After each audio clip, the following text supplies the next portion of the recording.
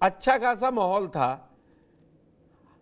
मैंने पूरा बयान सुनवाया इसीलिए कि आप ये ना कहते कि उन्होंने शुरुआत यहाँ से की थी और चलाया वहाँ तक, लेकिन मायावती ने आपको घेर लिया है। सबसे पहले आपका कमेंट चाहिए। नहीं, बहन जी तो इस समय खुद बोलती नहीं है और उनसे पर्दे के पीछे से बुलवाया जा रहा है। बहन जी की क्या मजबूरी है, क्योंकि जब आज की तारीख में वो जीरो पर खड़ी हैं और अनुसूचित जाति के लोगों ने समझ लिया है पूरे देश में कि अब बहन जी को जो मौका उत्तर प्रदेश की जनता ने एक बार दिया था पूर्ण बहुमत की सरकार बना करके, वो चाहती तो बहुत आगे जा सकती थी, इसमें कोई दो राय नहीं। जननायक राहुल गांधी ने अभी संविधान बचाओ के इस आंदोलन में उनको आमंत्रित किया था और कहा था कि इंडिया गठबंधन का हिस्सा बनकर के इस देश की लड़ाई में आगे बढ़ना चाहिए। अब रही बात बहन जी क्यों बोल रही हैं, क्या बोल रही हैं, मैं उनका अदब करता हूं, लेकिन मैं इतना जरूर कहना चाहता हूं कि बहन जी को ट्विटर से अलावा बाहर आना चाहिए और देखना चाहिए कि इस समय भारतीय जनता पार्टी का जो अन्याय काल है, जिस तरीके से दलितों और पिछड़ों के साथ जाति और धर्म के नाम पर अन्याय हो रहा है, उनके ऊपर जुल्म हो रहा है, उनको गोली मारी जा रही है, उनकी जमीन छीनी जा रही है, जिनके ऊपर जुल्म अत्याचार हो रहा है, बहन जी को संघर्ष करने की बजाय आज उनको पर्दे के पीछे से क्यों चलाया जा रहा है और किस किस मजबूरी में वो चल रही है, इसको पूरा बहुजन समाज अब समझने लगा है। अब राहुल गांधी जी जो बयान दे रहे हैं वो बड़े साफ शब्दों में बयान दे रहे हैं। इस देश में जब तक इस देश में जातिवाद है, जातियों के नाम पर उत्पीड़न है, जब तक इस देश में ऐसा माहौल नहीं बनेगा, और परम पूज्य बाबा साहब अम्बेडकर ने भी कहा था कि आरक्षण को हम इसलिए कहना चाहते हैं तब तक बराबरी आ जाए, और बराबरी आने के बाद आरक्षण पर हम बात कर सकते हैं कि हमें इसे कैसे आगे लागू करना है, नहीं लागू करना है। हमारे देश में संसद है, उस पर बहस हो सकती है, लेकिन राहुल जी ने कोई ऐसी बात नहीं कही। राहुल जी ने सिर्फ इतनी बात कही कि इस देश में जातियां हैं, धर्म हैं और विविधता से भरा हुआ ये देश है, और निश्चित तौर पर आज की तारीख में वहां ऐसा माहौल नहीं है। इस नाते से ये आरक्षण लागू रहना चाहिए। बड़े साफ शब्दों में उन्होंने कहा, हाँ जब कभी ऐसा माहौल बन जाए तो ये बात कोई राहुल जी कोई नई बात नहीं कह रहे हैं। जननायक राहुल गांधी जी परम पूज्य बाबा साहब अम्बेडकर की उसी बात को कह रहे हैं। जब आरक्षण पर बहस चली थी तो उस समय उस बहस में बाबा साहब ने अपनी बात को रखा था। मैं सुशील जी, एक सेकंड, एक मिनट और मेरी बात होगी। चलिए आप पूरी कीजिए। आरक्षण संविधान प्रदत्त है। कांग्रेस ने जब संविधान सभा में इन विषयों पर बहस की तो 100% लोगों ने, यानी हर जाति धर्म के लोगों ने उस समाज की परिस्थितियों को देख करके इसको स्वीकार किया।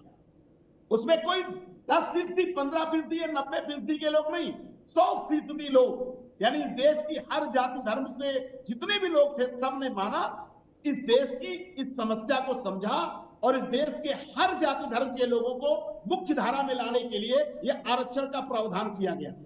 अब मैं इतना ही कहना चाहता हूं कि संविधान को बनाने में कांग्रेस की भूमिका है, आरक्षण के प्रावधान में उसकी भूमिका है, और जननायक राहुल गांधी जी लगातार, अभी आपने देखा लिटरल एंट्री में जिस तरह से आरक्षण के साथ खिलवाड़ किया गया था, हालांकि भारतीय जनता पार्टी उसमें बैकफुट पर आई। मेरा कहने का मतलब है कि जननायक राहुल गांधी जी जाति जनगणना कराना ही इसलिए चाहते हैं कि आखिर इस देश की तस्वीर सामने आनी चाहिए और हर जाति धर्म के लोगों को भागीदारी मिलनी चाहिए। जननायक राहुल गांधी जी की मंशा है। ठीक है, जननायक हो गए सारी चीजें, ये तो बोला ना कि आरक्षण खत्म करेंगे। नहीं, ये नहीं कहा आरक्षण खत्म कर, यही तो है आरएसएस का एजेंडा। आरएसएस ये कह रही है कि जननायक राहुल गांधी ने कहा कि हम आरक्षण खत्म करेंगे। उन्होंने कहा कि देश में जब परिस्थितियां, इस देश में ऐसी परिस्थितियां बन जाए, जब इस देश में छुआछूत जो इस समय की परिस्थितियां हैं, कि क्या एजुकेशन में, हेल्थ में जितने स्ट्रक्चर हैं उसमें अनुसूचित जाति के लोगों को इस लायक बना दिया गया, आज वो माहौल इस देश में नहीं है या वो परिस्थितियां नहीं है, तो आरक्षण खत्म करने की बात ठीक है, राहुल गांधी जी नहीं कर रहे हैं। आपकी बात में मैं ऋचा जी के पास जाऊंगा, परिस्थितियां क्या है इसको समझने की जरूरत है। मैं ऋचा जी के पास जाऊंगा। ऋचा जी, आपने राहुल गांधी का पूरा वक्तव्य सुना होगा जी। आपको क्यों लग रहा है वो आरक्षण खत्म करने की बात? आपने अपने सांसद बृजलाल जी का भी बयान सुना कि कांग्रेस ये करती है। तो 89 में तो जब वीपी सिंह आरक्षण दे रहे थे पिछड़ों को नौकरियों में, तो सबसे ज्यादा तो विरोध भाजपा ही ने किया था। कांग्रेस तो उनसे इस्तीफा वापस लिया, लेकिन साथ में तो नहीं खड़े थे न लाल कृष्ण आडवाणी न अटल बिहारी वाजपेयी। तो आज आप कैसे अपने को आरक्षण का सबसे बड़ा हितैषी बताना चाह रहे हैं? कांग्रेस का तो इतिहास हो सकता है, उसके 20 एग्जाम्पल हैं, लेकिन आरक्षण पे तो पूरा आंदोलन चलाया 89 में भाजपा ने। 2005 में जब अर्जुन सिंह ला रहे थे शैक्षणिक संस्थानों में, तब भी बीजेपी ने इसका विरोध किया था। तो आज कैसे ये बीजेपी पे इतना बड़ा मतलब हितैषी बन रहे हैं? जी बहुत बहुत धन्यवाद मुझे इस पैनल में शामिल करने के लिए। पहले तो मैं सबसे पहले एक कहते हैं ना कि जो चीज साक्ष्य होती है वो दिखाई देती है। वर्तमान परिस्थितियां जो भी हैं, तो ये तो बड़ा स्पष्ट है कि सबको पता है कि कौन सी पार्टी आरक्षण के साथ खड़ी रहती है और कौन सी पार्टी दिखाती कुछ और करती कुछ और है। बाबा साहब अंबेडकर की जो एक विचारधारा या फिर आत्मा बोले संविधान और आरक्षण, इसको लेकर भारतीय जनता पार्टी ने कभी भी कोई भी छेड़खानी जैसा बयान या फिर कोई कदम नहीं उठाया है। दूसरी बात यह है, जी मैं आपकी बात समझ गई, मैं आगे उसको लेके आऊंगी। ठीक ठीक, बहुत बढ़िया। हाँ, आप बोलिए। मैं अपने प्रवक्ता भाई की बात सुन रही थी, तो मैं आपसे शर्त लगा रही हूँ कि किसी भी कांग्रेस के प्रवक्ता ने अभी तक राहुल गांधी जी का पूरा 1 घंटे का भाषण भी नहीं सुना होगा, नहीं तो इतनी अपरिपक्व बातें नहीं करते। वो एक कहावत है ना कि बंदर के हाथ में अगर उस्तरा दे दोगे तो वो इस तरह या उस तरह की बातें करेगा। मेरी समझ से इनकी सारे बयान बाहर थे, और मैं चाहती हूँ कि उत्तर प्रदेश के जो हमारे विपक्ष के बड़े चेहरे अखिलेश यादव जी, जो ऑस्ट्रेलिया से डिग्री लेके आए, वो भी इनके बयानों का थोड़ा खंडन करें कि जिस तरीके की उन्होंने बातें करी हैं। लेकिन एक बात बहुत स्पष्ट हो गई है अमेरिका में जाके, इन्होंने आरक्षण के प्रति जो इनके मन के भाव हैं, जो इन्होंने कहा है कि हम आरक्षण को खत्म कर देंगे एससी के, ओबीसी के, बहुत स्पष्ट रूप से लाइन बोली, इसमें कोई भी बनावटी बात या कुछ नहीं है। अच्छा, ये सीधा उन्होंने, मैं समझ लूं, हो सकता है आपने सुना, आपने दावा किया। 1 मिनट पाशी जी, मैं ये समझना आपसे चाह रहा हूं, मैं वीडियो भी चलवाऊंगा फिर आपको भी सुनवाऊंगा। राहुल गांधी ने सीधे ये कहा कि वो आरक्षण खत्म करना चाहते हैं ओबीसी और एससी एसटी का, यही कह रही हैं आप? जी, उन्होंने स्पष्ट रूप से ये बोला कि जो जनरल कैटेगरी वाला है वो क्या करेगा। फिर उसके बाद इनकी लाइन ये थी कि आप और हम अडानी अंबानी नहीं बन सकते। मतलब अगर इनका कोई बयान कायदे से सुनेगा तो इन्होंने किस लाइन को कहां जोड़ा है, कहां घटाया है, कोई समझ नहीं सकता है। ठीक है, अडानी, मैं 1 मिनट पीसीआर, 1 सेकंड, मैं आपको बयान सुनवा देता हूं पहले जी। राहुल गांधी की केवल वही बाइट चलाइए तो आप जरा PCR. That 90% of India is not able to play, right? Go through the list of every single business leader in India, and I've done it. Show me the tribal name, show me the Dalit name, show me the OBC name. Out of the top 200, I think there's one OBC. They're 50% of India. So we're not treating the symptom. That's the problem, right? Now, it's not the only tool. There are other tools. But we will think of scrapping reservations when India is a fair place. And India is not a fair place. Now, that creates a problem, because there are many people who come from the upper caste, right, who say, look, what have we done wrong? Right? Why are we being punished? And so then you think about increasing dramatically the supply of some of these things.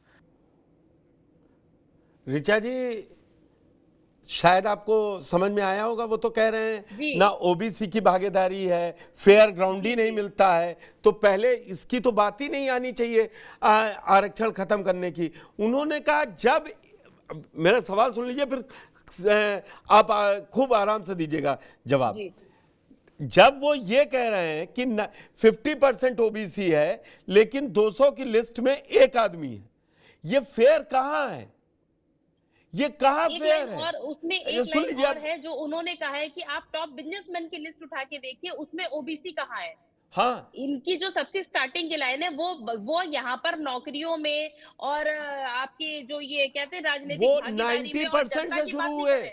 आप 50% ले रही हैं। वो कह रहे हैं कि 90% लोगों को हक ही नहीं मिल पाया है, जाए कहां दलित है, कहां ट्राइबल है।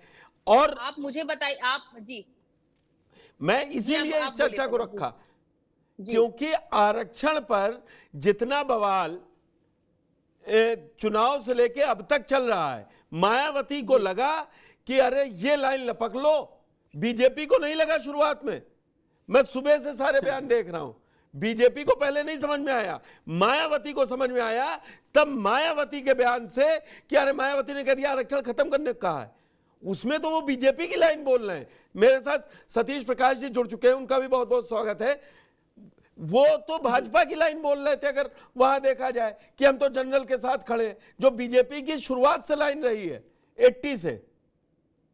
नहीं जी सुनिए, हाँ, आपने उनका बयान बहुत अच्छे से सुना। उन्होंने क्या बोला कि जो जनरल है हम कहाँ जाएं, हमारे लिए क्या है। ठीक है, अब मैं तो आपको वो बता ये भी तो जो कह मैं रहे हैं कि इनको भी नहीं मिला है। तो मैं आपको बता रही हूँ ना, आप जनरल के साथ नहीं खड़ी हैं, भाजपा ये मान रही है कि जनरल को हक नहीं मिलना चाहिए। सुनिए सुनिए, पूरे चुनाव भर में 2024 के चुनाव में इन लोगों ने क्या बोला है। एक किताब ले ली संविधान की और एक किताब लेके क्या बोला कि भाजपा आरक्षण खत्म करने जा रही है, भाजपा अगड़ों की पार्टी है, ठीक है, भाजपा पिछड़ों के संग गलत करिए, दलित मैं के समझ साथ गया। गलत करिए। अशोक और यादव जी, बताइए क्या राहुल गांधी अशोक यादव जी, अमेरिका से चुनाव मैं लड़ने जा ऋचा रहे जी हैं की क्या? बात समझ गई, क्योंकि वो बार बार एक ही बात कह रही हैं कि आरक्षण खत्म करने की बात कही। आप गलत साथी चुन रहे हैं। जिस सोशल इंजीनियरिंग के समय मुलायम सिंह की पार्टी खड़ी हुई 89 के बाद, आप उनके साथ खड़े हैं जो आरक्षण विरोधी हैं।